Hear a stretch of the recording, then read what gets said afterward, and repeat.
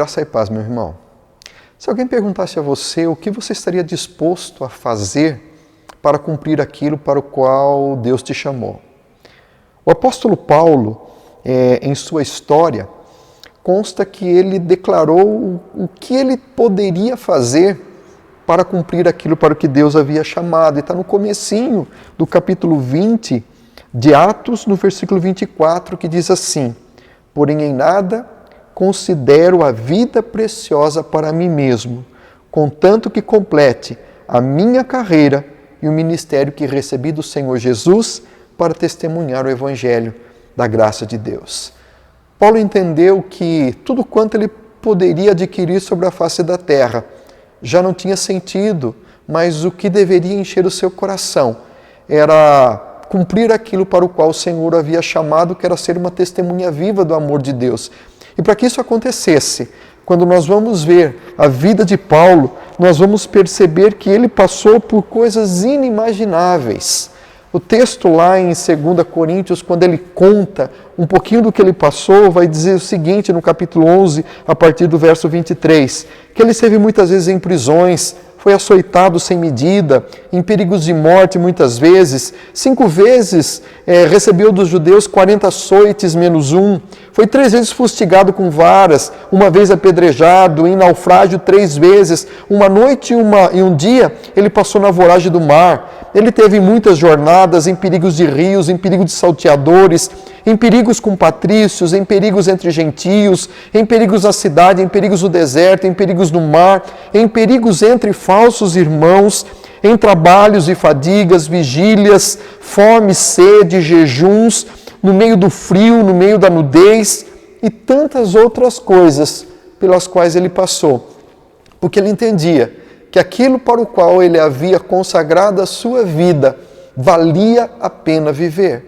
E eu creio que se nós formos ver a história de muitas pessoas da Bíblia, a gente vai perceber que eles deram a sua vida, como a maior parte dos apóstolos, dos discípulos, eles morreram, crendo e declarando a presença de Deus e sem negar a Jesus Cristo.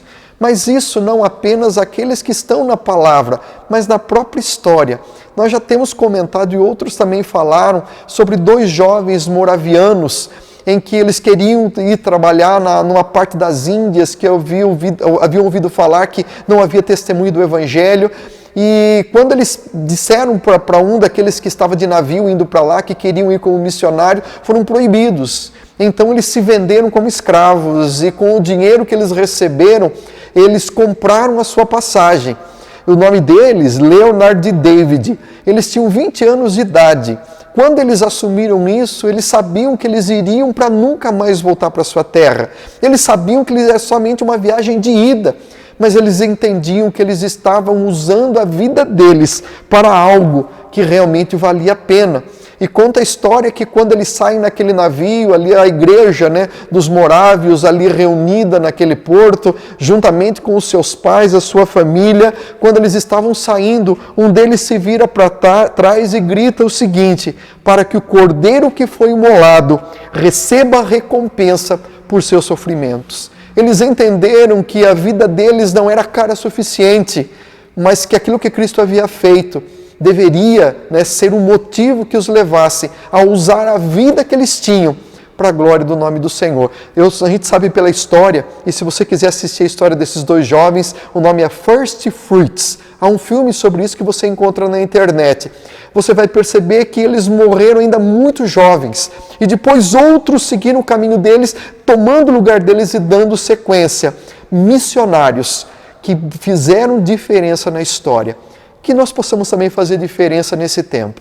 Eu não sei para o que Deus te chama, eu não sei o que Deus quer de mim e de você após esse tempo de pandemia, mas uma coisa eu sei, que a vida não seja cara para nós mesmos, mas que a gente possa, como Paulo, dizer: não tenho a vida preciosa para mim mesmo, contanto que eu complete a carreira e o ministério que recebi do Senhor Jesus. Vamos orar. Pai, colocamos esse novo dia diante do Teu altar e o nosso pedido é que o Senhor use a nossa vida. Pai amado, que nós possamos não apenas olhar para nós, nas nossas mazelas, das nossas necessidades, aquilo que eu quero, mas que possamos olhar para o Senhor e para a obra que o Senhor tem diante de nós e que possamos levantar os nossos olhos e saber que o Senhor é aquele que caminha conosco, fazendo a nossa vida um instrumento verdadeiro. Pai amado, que seja um dia para a honra e glória do Teu nome. E isso eu oro em nome de Jesus. Amém. Que Deus te abençoe e até a próxima, se assim o Senhor nos permitir.